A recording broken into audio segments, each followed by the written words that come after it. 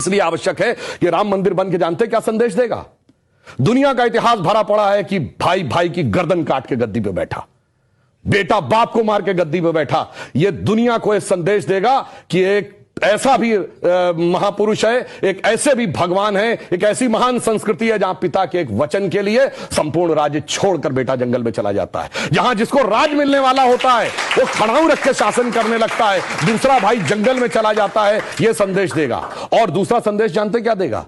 आज दुनिया में देखिए क्या है, रशिया ने यूक्रेन पर अटैक किया हुआ है, हमास ने इजराइल पर अटैक किया हुआ है, चाइना ने पहले तिब्बत को एक्वायर किया, अब ताइवान के ऊपर नजर है, कुवैत को इराक ने कैप्चर कर लिया। एनेक्सेशन, सब्जुगेशन एंड डोमिनेशन, पूरी दुनिया में कॉन्फ्लिक्ट है।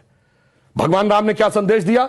जब लंका को जीता, क्या एनेक्सेशन किया, अपने राज्य में लाया? नहीं। उसका सब्जुगेशन किया, कोई अपना डिप्यूटी अपॉइंट किया? नहीं। उसका कोई डोमिनेशन किया कि कोई उससे ट्रीटी रिक्वायर? नहीं। कहा भाई अपने अपने धर्म का पालन करो, बस हम इतने ही में करते हैं। तो पूरी दुनिया को जियो पॉलिटिकल संदेश अगर कोई देगा तो वो ये देंगे। और मैं एक बात और कहना चाहता हूं, जो आपने कहा राम शब्द का अर्थ जानते क्या है? रम धातु से बना है। जैसे आपने हिंदी में और संस्कृत में शब्द सुना होगा रमणीक स्थान, रमता जोगी, यानी जिसमें चीज सेटल हो। राम शब्द का संस्कृत में अर्थ है रमन्ते इति रामः, अर्थात वह एलिमेंट जिसमें संपूर्ण संसार सेटल्ड है। और वो एलिमेंट का संघर्ष किससे है? दशानन से, 10 मुख वाले रावण से, उसकी 10 इंद्रियों की बहिर्मुखी पिपासा से। और राम उत्पन्न कैसे होंगे? राम के पिता क्या नाम है? दशरथ।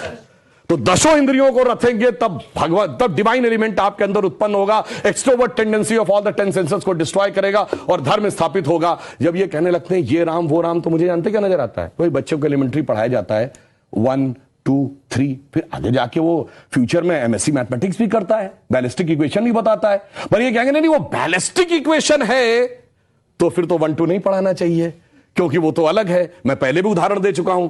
4 - 3 = 1 होता है। आप सब ने जब क्लास 2nd 3rd में एडिशन सब्ट्रैक्शन सीखा, अगर आप 3 - 4 करते टीचर डांट देती थी, बेवकूफ ये नहीं पता 3 - 4 नहीं हो सकता। पर 3 - 4 होता है -1। ये बताएंगे -1 का स्क्वायर रूट होता आई, जो सारी बैलिस्टिक इक्वेशंस का मेन अंग। तो उस लेवल पे पहुंचिए तो समझ में आएगा जिसको आप कह रहे हैं बचकाना है वो कितना आलीशान है, ये जाके समझ में आएगा। डॉक्टर कलाम से पूछिए तो -1 के स्क्वायर रूट का अंतर समझ में आएगा। तो राम की कथा बहुत गहरी है और इसीलिए रामचरितमानस क्यों लिखा है? राम के चरित्र को मन में धारण करिए। रावण हर चीज में राम से बड़ा था जब राम लीला कर रहे थे। वैसे तो वो ईश्वर है, हर चीज में बड़ा, पैसे में बड़ा, उनके बाद सोने की लंका, उसके बाद रावण रथी विरत रघुवीरा। अगर देखा जाए पावर में उनसे ज्यादा बड़ा, 10 आदमियों की ताकत उसको, उनसे बड़ा पंडित मुस्सा जोधा और ना कोई दूजा है। अपने शीशों को काट काट शंकर को मैंने पूजा। वो कहता इतने बड़े पुजारी तो राम भी नहीं थे। फिर किस कारण से वो हार गया?